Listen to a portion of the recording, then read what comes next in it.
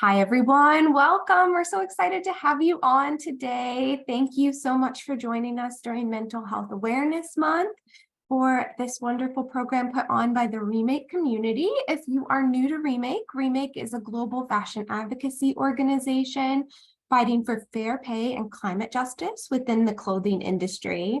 But something that's really important to our organization is how we talk about avoiding burnout and slowing down and taking time for ourselves and regenerative practices that can be positive for mental health. And so we're really excited for this conversation today. I'm going to turn it over to our Italian CO, Debora, who organized the conversation today to get us started. Thank you, Emily. Hello, guys. And thank you, Margherita, to be here today and to celebrate with us the Mental Health Month. In this hour, we're gonna talk about a topic that is really important to me and is burnout. And why this is really important to me is because I didn't suffer from it, or, well, let's say I was maybe close to it, but mainly I caused it to other people. At least that's what a few doctors told me. And at that time, I was living in Holland. I was managing a fast fashion flagship store. And let's say that my arrival was never really accepted. And let's say that I was more, I was coming from a fast fashion brand that it was even faster than that. So let's say my the productivity and the efficiency for me were based on time, basically. So they told me to deliver more with less human resources and to deliver even a better service. So I obey. And unfortunately, that was the result. So when I met a few months ago, Margherita, I met her here in Tuscany, and she was explaining to me her process, and she was expressing her, like what she experienced with the textile, with fibers, and I was fascinated. It was amazing. So I said, okay, guys, I want that she shared this knowledge and her experience with all of us here. So here we are. So thank you again, Margherita, for being here today, and I will leave the floor to you. Thank you, Debora. Thank you for inviting me, and thank you for the community for hosting me today. I will quickly share my screen, and I will first tell you a little bit who am I and what do I do in my art practice as a small introduction, and then I will dive more into the burnout topic and also in the current project that I'm developing on it. So I'm going to share the screen. And yeah, so, well, my name is Margherita. I am half Italian and half Dutch. I grew up in Italy for the first 20 years, and then I moved to the Netherlands in Amsterdam. I have a background as industrial designer, and then I studied the art school in the Netherlands. So it's a little bit of,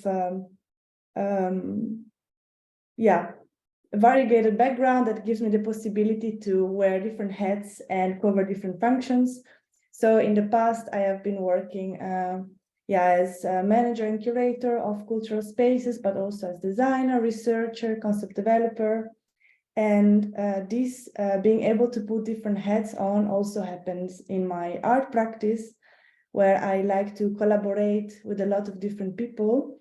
And I really enjoy cross-contaminations between different fields of knowledge, and especially have a really big curiosity for materials.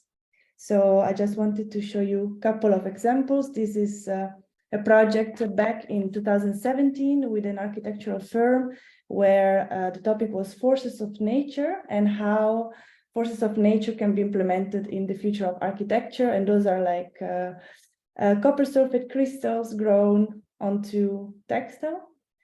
The same process a few years later, in 2020, through a commission to the Textile Lab of Amsterdam from Bijenkorf, also about the future and the sustainability of fashion.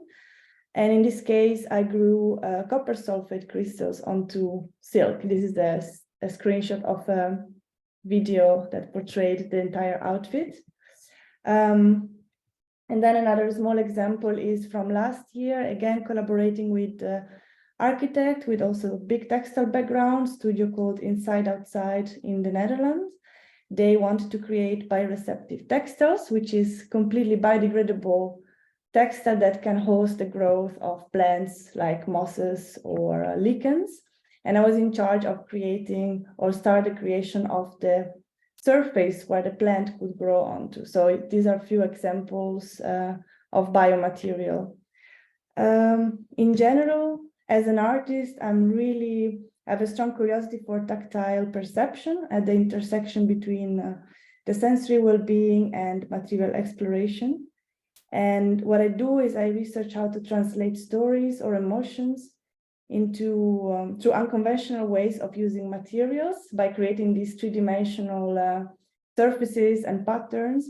And I'm really intrigued about the relationship that then coexists between those surfaces and people, like bodies, and how this relationship can influence our behavior. So you mainly see textiles in my project. I approach the textile world in a very intuitive way, and I use it to convey messages and connect with people because textile is literally everywhere. So it's really easy to approach people and the world through textiles. And what I like about the project and the work that I do is that I always try to stimulate curiosity through the sense of touch, and therefore stimulate memories or new emotions or a different type of reaction. So I will mention few examples of few projects that I have done. This is called Corrimano, and it's meant to alter, well, standard architectural element, in this case, the Corrimano, the handrail of a staircase. And the aim is really to trigger a different type of reaction towards the space, to question the space and what surrounds us. An evolution of this work, you can see it in this picture, and actually the two pillars are at the moment present at Lotto Zero at the Kunsthalle in Prato. Where we met, yeah. Exactly. Another example is soffitto. So again, altering an architectural element, but in this case, the ceiling of a room. This chair is called Uncomfortable, and it was created during 1 month's residency in a space called Atelier 89, based in Aruba. And I was researching how to use, how to create the feeling of uncomfortableness that derives from the presence of plastic waste and microplastic in the landscape of Aruba. And to do so, I used 100% collected plastic waste, 100% plastic waste collected by me and other people to create these organic shapes, make this chair that it is extremely uncomfortable. So that's how, on a tactile level, how to convey the message. You tried it on, right? To say that I tried. Comfortable. Yeah. And last example, a project from 2 years ago. It's called Returning, and it was presented in Milano at the Design Week in the Dutch Pavilion. And the idea was to, of this work was to represent in one piece the textile, the jeans textile waste that returns all together in one piece, but deriving from different forms. So dust, fabric, and fiber pulp. Because we're used to think about textile waste as, I don't know, these big bags full of clothes, but actually comes in a lot of different forms. And I wanted to show that you can reuse them all. So the pulp is creating the volume of the piece and is kept together by fabric, waste, obviously, and then is sprayed, the jeans dust is sprayed on top of it with ecological coating with the help of company in the south of the Netherlands. So this is a little bit of an introduction of my art practice. Wow, So Yes. many projects. Thank you. Compliments. Congrats. Shall I just continue, Debora?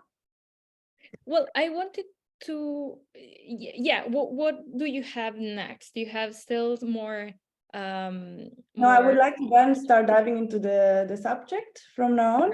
and yeah, okay, you can start. I have a question just because, like, as I said before, I was really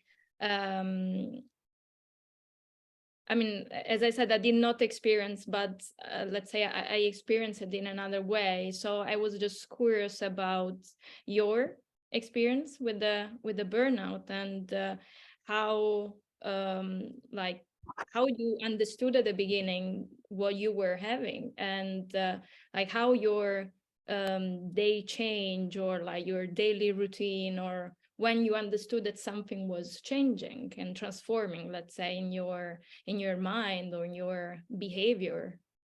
Yeah, that. So, so my burnout experience. So first of all, everything that I say about burnout comes from my personal experience, from what I discuss with friends, doctors, people around me. So I'm not a professional, just for everybody to know. And my experience started about a few years ago. As I said earlier, I am used to wear different hats, and there was a period in which as well I was juggling between different jobs, and some of them were quite demanding. As you also mentioned earlier, very often there is either lack of money or lack of resources. Resources means people. So you try to do your best, but there is often the possibility of stressful situation. So that was the case in my case. And on top of that, there was also the start of COVID. So with COVID, we all had to get used to work and collaborate and communicate and interact with each other in a completely different ways. But also our working schedule changed drastically into these back-to-back meetings, given the possibility of using the Zoom platform. So that's this combination, this cocktail of ingredients made it so that yeah, I started to suffer from signal of burnouts that were not recognized because you don't often receive enough education and you don't often know what stress can do to you. So I went untreated, and then it was caught a little bit too late. That was already at the stage where then you have quite a big damage at a body level, a mental level, emotional level. So then it becomes quite, so to say, traumatic because you have been in this unsustainable level of stress for too long. And then you have to stop completely.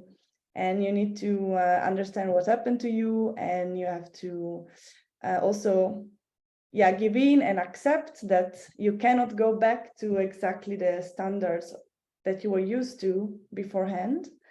So that takes a lot of understanding and acceptance. And like the way I decided to process it is by giving space to this experience within my art practice and work that through my through the way that I know, so working with materials. And so maybe I'm gonna share the screen again and dive a little bit into that, and then I can talk about it a little bit more. Yeah, because now you're gonna explain to us like how then from discover what you had and then transforming that in your actual project, right? Yeah, so I'm gonna try to guide you step by step, and also it's the work is not a finished work, it's a work in progress. So it's I'm in the middle of the process. So you won't see a finished work, but you will see like the research that has been put in it up until now. So as I was saying, it was hard for me to understand, but it's always also what was really hard for me and still is sometimes is to explain what happened to me. First of all, understanding, and then explain it to other people. So I was really trying to find a way to visualize what happened to me and to give it a shape, some words, and almost a tactile aspect. And I started to notice linguistic similarities between two worlds. One like was the textile world, and the other one was the world of what was happening to me.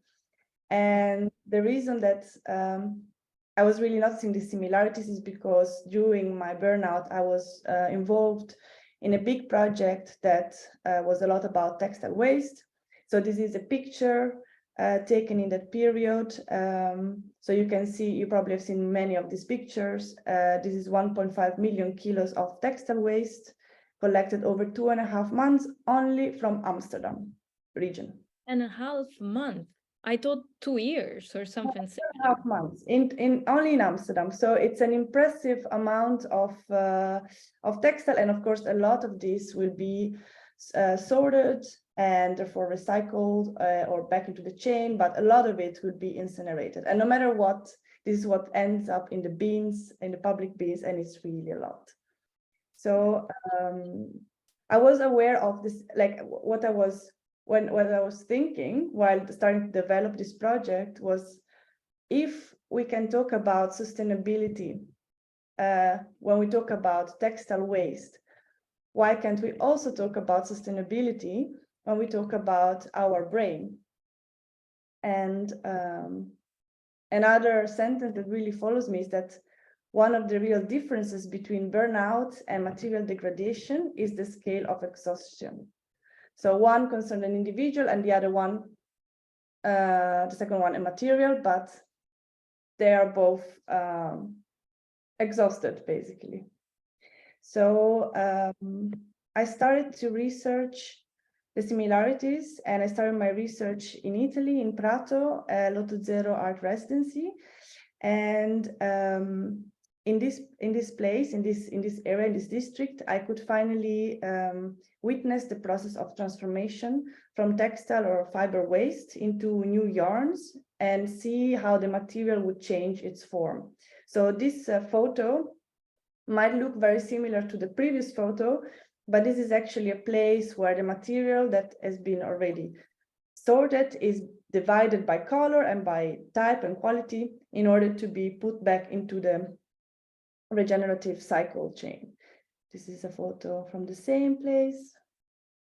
So it won't be incinerated or wasted? No, it won't be incinerated. So this is one of the first places that I visited where I got an idea of also how you can transform it, and this is the first step in the process.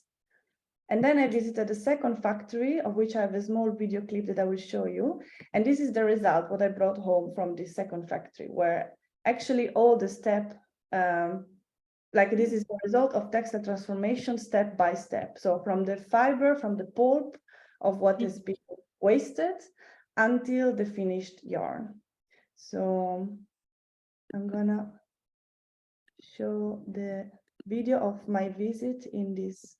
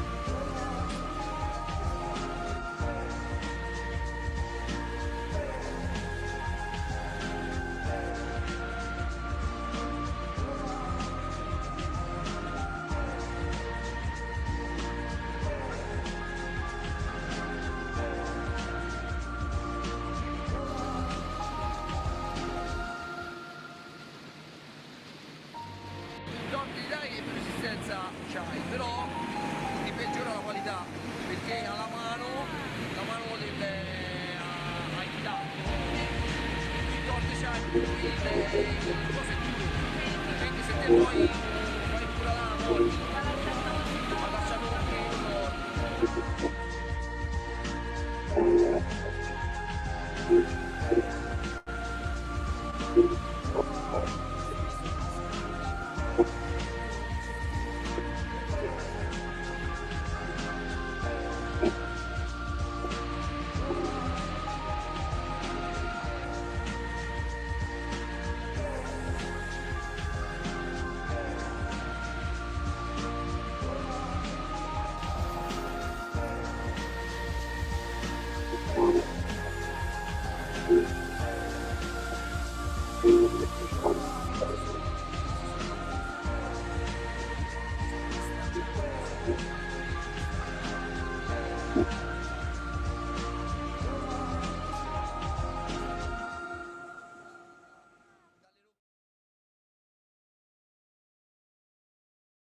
So this Wow. is the first video. Fascinating.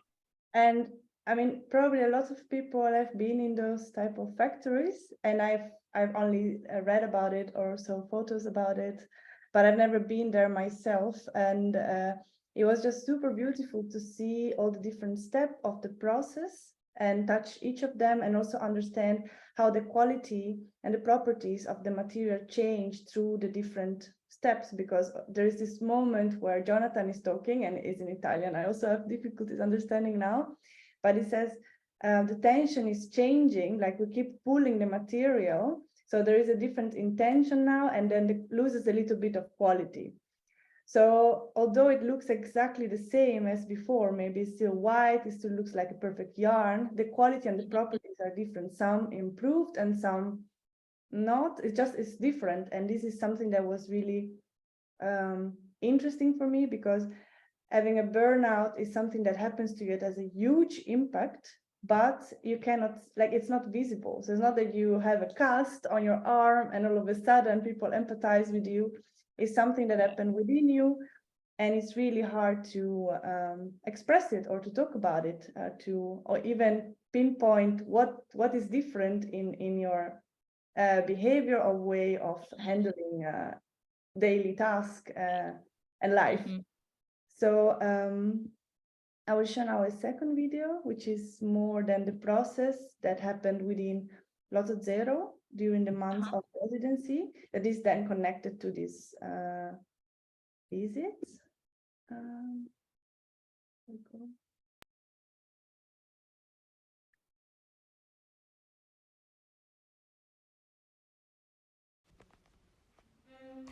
I have a sweater that is overworn. It has holes on each elbow that keep ripping apart. I have been mending it and repairing it several times, but it keeps breaking. My first thought was to throw it away. However, I decided to keep it, to help me narrate my personal story about burnout and transformation. To convey this, I am researching disappearing crafts within the textile waste industry. I analyzed the life cycle of worn clothing that, through several processes, hands and machines, is transformed into new fibers and later into new yarns. At the Lotto Zero residency, located in Prato, in the district where the tradition of textile recycling has existed since the mid-19th century, together with the help of a local artisan, I am applying this knowledge to my old sweater. I'm tracing its holes, unraveling it and reconstructing it, using especially knitting techniques. Through this creative process, I'm exploring how the transformation of materials can help me narrate my personal transformation and growth and acceptance.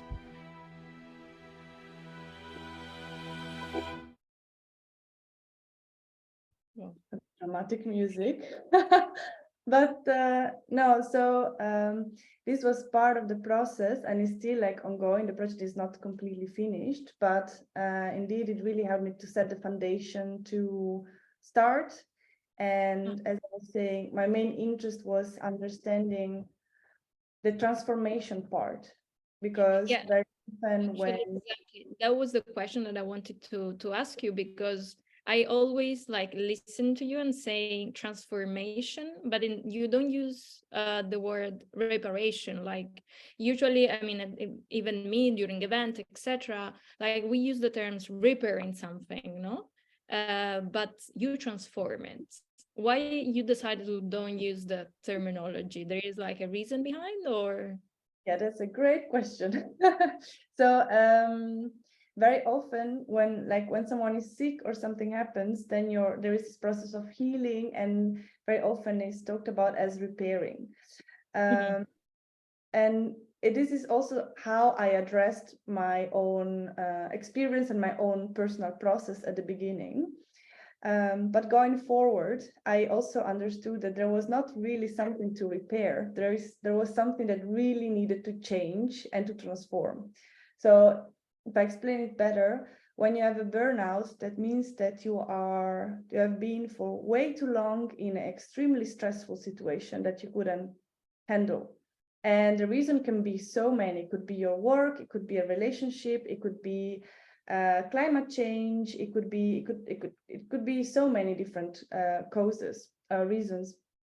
But no matter what, that means that you have been either performing or standing in a very stressful situation that was toxic for you.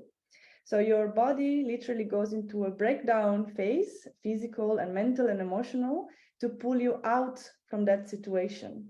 So very often, because burnout is not yet classified as a disease, so there is a lot that can be said and invented and shaped around it. Most of it can be good, but a lot of times people approach you, or services can approach you saying, oh, you have had a burnout, come to us, and in 2 and 3 months we'll take you back to your performative self. We take you back the way you were before. And this is extremely dangerous, I learned. This is also what I wanted for myself, because of course you want to go back to perform, you want to go back to work at that level, so to say, but that's not possible, because the moment you try to get back there, it happens again, and then again and again. And therefore you need to, first of all, understand why that happened, accept it, and also transform and change your way of either working or living or relating to a subject that is less toxic for you. That's why, very often people manage to get back, but if you really stop and try to understand what is happening to you, most of the time, then you need to make quite big changes in your life, and also accept that maybe your brain that was performing amazing up to 3 years ago now has quite some memory problems, and it might not come back to you the way it used to be, but that's also okay. So that's why I slowly shifted from talking about repairing towards transforming. And reparation is part of transformation as well, but I have the feeling that transformation covers it better. Yeah. Understood. Clear. And yeah, totally agree. Absolutely. And I mean, there is something, I mean, of course, the sense of community means a lot to me. That's why we are here with the Remake community that is like my family. And I was wondering, in this situation, how important is the community? So like it helps for you like to deal with what's happening, or I don't know how you find your community, you have to change one. Yeah, actually I have a few slides on it that I can share later. Right. But so when I started this project, I started to analyze textile weights, textile transformation, but I also wanted to pick a technique to work with fabric, with yarns, with fibers, and I picked knitting. So I was really good at crocheting and many other things, but knitting was not yet in my portfolio. So I started from the basic. I started from hand knitting, and I started by asking a friend to help me. And very quickly, this 1 or 2 evenings a week together became a small circle or like support group. Now I call it support group. Nice. Support group originally, but we really understand the strengths of textile crafts in connection to community building, and the fact of like you're making something together, and at the same time you're talking and sharing, and the moment you share the same problem, you create I don't know, a new vocabulary for it, a new network of support, and at the same time you're making something. But because I was invited to a community today, I prepared a couple of slides. Oh, nice. So this is a really old painting about women working on pillows. This is another example. It's a junior sewing circle of the North Lima Mennonite in Ohio from 1952. Because I also started like by knitting myself and creating like this small group community around this craft and also this topic of burnout. I started to understand the strengths of as I said, craft in connection with circles, groups, and I started reading a little bit about it, and I discovered that there is a huge history. Incredible. So like they're just sharing their life, their problem, their issues, or anything really, their daily routine, and just being there together, doing something manual in the meantime. Yeah, and I think, I mean, I'm not an expert on the subject because I am, this is a beautiful project. This is the migration blanket from Salma Sufikar, and it was exhibited at the Biennale in Venice. And it's a project with refugee migrant women in Birmingham, and they made a huge quilt in the end with a patchwork of all of their stories. But yeah, I'm starting to reading a lot about it. I'm not an expert, so to say, but I really realized that, in the past we didn't have WhatsApp group. There weren't Slacks or all kind of community building platform online. So there were the moment of sharing these crafts, passing it along from mother to daughter to the neighbor, and also coming together around a table. And as you said, sharing from the new stitch to be learned to the problem with the neighbor or with the daughter, or and I think it evolves and is still in our modern society in different type of shapes. I think it's a very important part of our society. Absolutely. And I was actually reading some comments. This is 5 minutes away from me. What, Shivani? What was 5 minutes away from you? Oh, no, that was me. I think our names are still messed up on here. No, the picture of like North Lima, Ohio, that's like a few, North Lima is like a few streets over. So it's really crazy to see like photos, especially like all of them are very impactful, but especially like so close to home. It was really, really cool. Crazy. Yeah. And then there was Sarah, but is Sarah or maybe not? I really feel like capitalism society try to keep us separate with the myth of ragged individualism, but this is actually quite detrimental to mental health as human are communal beings. Yeah, exactly. We work for sure better when we are all together and we support each other, and yes, instead of just compete one against each other. Yeah, totally agree. So one question is related to, do you have, like, related to this topic, do you have perhaps any suggestions in terms of books? Because I was really, I mean, I'm really curious to read something about. Yes, I have. I am sorry, I haven't prepared a list, and due to my amazing memory, I don't have it at hand. But I will, I will definitely send you a long list that you can share with the community. Please. Yeah, I will do that. Yes, because there are so many beautiful books that talk about, well, not only like mental illnesses and how to overcome them or how to help with them, but also about crafts as something that helps throughout mental issues, if you want to call it like that, but also how they generate sense of community and everything that we talked about. Basically, I will send you a nice. Thank you so much.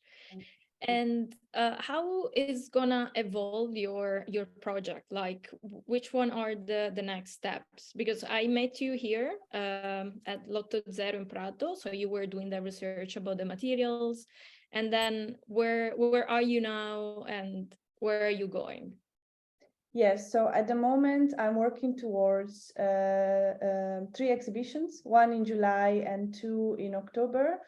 And the idea is to have one finished piece based on this yellow sweater that you have seen. It's almost finished, but not yet. So looking at my own piece of garment, piece of clothing, I transformed it completely. So now it looks completely different. It's in an installation setting. And as a continuation of this search into, well, fibers, but also transformation of materials, I stumbled across basalt fiber. So basalt is this rock coming from volcanic lava. I see people nodding. So it's a very common stone. Do you have a And picture, maybe? Do you have a picture of it? yes, I will. I have it here. No. Sarah, I think I missed the class. Really? Don't remember? No, I remember. I Yeah, don't. it's super cool. Jill definitely brought in a sample of the fabric. I remember it. Yeah, it's fantastic. So it's well, then you already know, which is amazing. But it's this rock from volcanic lava, and through a melting process, remelting process, to say, it can be extruded into different thickness of filament, and therefore you can get yarns. This is this is a test I'm working with, like I'm making a small test at the moment. But yeah, this is also material that changes its shape completely, because before you had a rock and now you have a filament, a yarn, yet the properties stay the same. So you have the same color, the same weight. And also it's possible to store energy.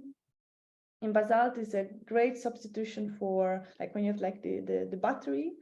So that's also a possibility, and it's also property that remains even though the material goes through 2 melting processes. So yeah. But so because it stay with the same weight, this means that it's gonna be quite heavy, right? So people, Yes. someone started already using in the clothing industry, not yet, right? Or yes? Not that I know of.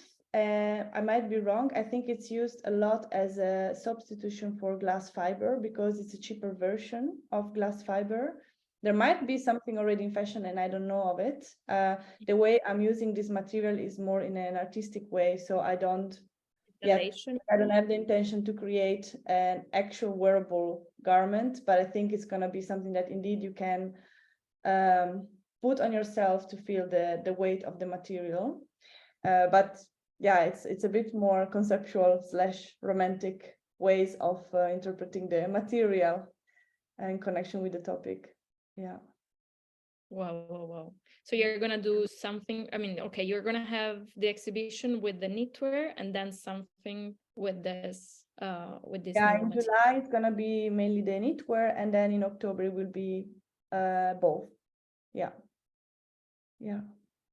Nice. Good luck. Thank you. It's really exciting. Are you going somewhere else, or everything, like this process is gonna happen in Amsterdam, or you are moving around like you did here when you were here in Tuscany? Like you are researching in some other places? No, at the moment I'm only researching here, also because we are now towards the end of May, so there's not so much time left. So it's really the moment is really production time in the studio in Amsterdam, and the research times are a bit behind me. But I really hope that for the future after this project, I intend to continue working on this subject. So I hope there will be more research and therefore hopefully moving as well. Yeah. Yeah. We hope something maybe here in Florence. Hopefully. Yes, why not? Why not? Wow, really, really nice. Thank you so much for the presentation and for all this process that like we had the chance to go. Thank you for hosting me. I mean, it was you. meet a few of you. Thank you. So I think Alison, Emily left, right? I think. No, it's here. Yeah, thank you so much for coming. We really appreciate it so much. And thanks for everybody who tuned in today. So we can go ahead and send this out. Yeah, thank you so much to everyone. And I will share, Margherita, with you the link for the recording. Perfect. Okay. Amazing. Thank you. Bye, Bye, guys. everyone. Bye-bye.